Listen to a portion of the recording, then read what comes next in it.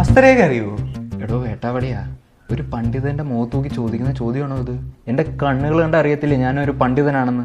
ഹസ്തരേഖയിൽ എന്നെ വല്ല എന്ന് ഭൂമിയിൽ ആരും ഇല്ല. ഞാൻ ഇപ്പൊ ഗവേഷണം നടത്തിക്കൊണ്ടിരിക്കുക. കാലിന്റെ രേഖ നോക്കാനേ നോക്കുമ്പോ കുറച്ച് ഇക്കിളിയാവും, പക്ഷെ കറക്റ്റ് ആയിരിക്കും. അങ്ങനെയാണെങ്കിൽ എന്റെ ഒന്ന് നോക്കൂ. കാലോ എടുത്തു വെക്കുക. അല്ല, എന്റെ കൈയും നോക്കൂ. തന്റെ കൈ നോക്കാനല്ല ഇവിടെ വന്നത്. അറിയേണ്ട കാര്യങ്ങളൊക്കെ അറിഞ്ഞില്ലയോ? താൻ എന്റെ മോളെ മറന്നേക്ക് പോവാ. അല്ല, എന്തായാലും ഇവിടെ വരെ വന്നില്ലേ, എന്റെ കൈ കൂടെ ഒന്ന് നോക്കിട്ട് പോവാന്നേ. ഒന്നും വേണ്ടാന്നേ. സാരമില്ല, കൈ വെക്കുക.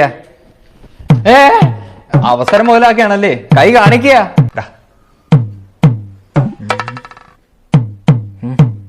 തന്നെ കണ്ട പോലെ അല്ലല്ലോ, ജോലിയൊക്കെ ഉണ്ടല്ലേ? അല്ല ആ ഉണ്ട്. ഭാഗ്യരേഖ തെളിഞ്ഞു കിടക്കുകയാണല്ലോ. ആണോ? അതെവിടെ? വേണ്ടേ ഇങ്ങനെ പോകുന്നുണ്ടല്ലേ? ഓ ഓ ഓ, അപ്പൊ ഇതെന്തുവാ? ഇത് ആയുർരേഖ. ആ അങ്ങ് ഉച്ചത്തിലാണല്ലോ. തനിക്ക് 90 വയസ്സ് വരെ മരണമില്ല, ദീർഘായുസ. 90 വയസ്സ് വരെ എനിക്ക് മരണമില്ലേ? മരണമില്ലെന്നേ, തല്ലി കൊന്നാലും ചാകില്ല. ആ, അപ്പൊ എനിക്ക് ആര്യെ കെട്ടാലോ? 90 വയസ്സ് വരെ എനിക്ക് മരണമില്ലല്ലോ. അത് പറ്റില്ല. താൻ എവിടെ കെട്ടിയ 7 എന്ന് താൻ മരിക്കും. ഹസ്തരേഖ പ്രകാരം എനിക്ക് 90 വയസ്സ് വരെ ആയുസുണ്ടല്ലോ. അപ്പൊ ഹസ്തരേഖ കള്ളം പറയുക? ഹസ്തരേഖ കള്ളം പറയത്തില്ല. അപ്പൊ ജാതകം കള്ളം പറയുക? ജാതകം തെറ്റില്ല, ഞാനല്ലേ എഴുതിയേ. എനിക്ക് 90 വയസ്സ് വരെ ആയുസുണ്ടോ? അതുണ്ട്. അപ്പൊ ഞാൻ ആര്യെ കെട്ടിയാലും ചാവത്തില്ലല്ലോ. 7 എന്ന് മരിക്കും. അപ്പൊ ഞാൻ ഹസ്തരേഖയിൽ 90 വയസ്സ് വരെ ജീവിക്കുമല്ലോ. അത് ജീവിക്കും. അപ്പൊ എനിക്ക് ആര്യെ കെട്ടിക്കൂടെ?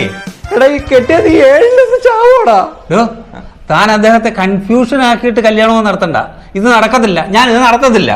അതെ, ഞാനൊരു കാര്യം പറഞ്ഞോട്ടെ. ഇവിടെ ഞങ്ങൾ സംസാരിക്കുന്ന കണ്ടില്ലേ?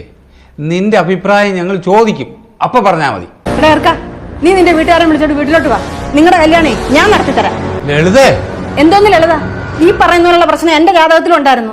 അത് മറച്ചു വെച്ചേ ജാതകം മാറ്റി എഴുതിയാ നിങ്ങളുമായിട്ടുള്ള കല്യാണം എന്റെ അച്ഛൻ നടത്തിയത്. എന്റെ ജാതകത്തിൽ പറയുന്ന പോലെ ആയിരുന്നെങ്കിലേ 7 തീരേണ്ടതാ നിങ്ങള്. മോനിത് കേൾക്കണം. എവിടെ ചെറുപ്പത്തില് ഞങ്ങൾ വീഗാലാൻഡിൽ പോയപ്പോഴേ ഒരു ആക്സിഡന്റ് ഉണ്ടായി. ഞങ്ങൾ രണ്ടുപേരും 7 ദിവസം ഹോസ്പിറ്റലിൽ കിടന്നു. എന്നിട്ട് ഇങ്ങേർക്ക് ഒരു ഉണ്ടായില്ല. പിള്ളേരെ, നിങ്ങൾ വാ, നിങ്ങളുടെ കല്യാണം ഞാൻ നടത്തിത്തരാം.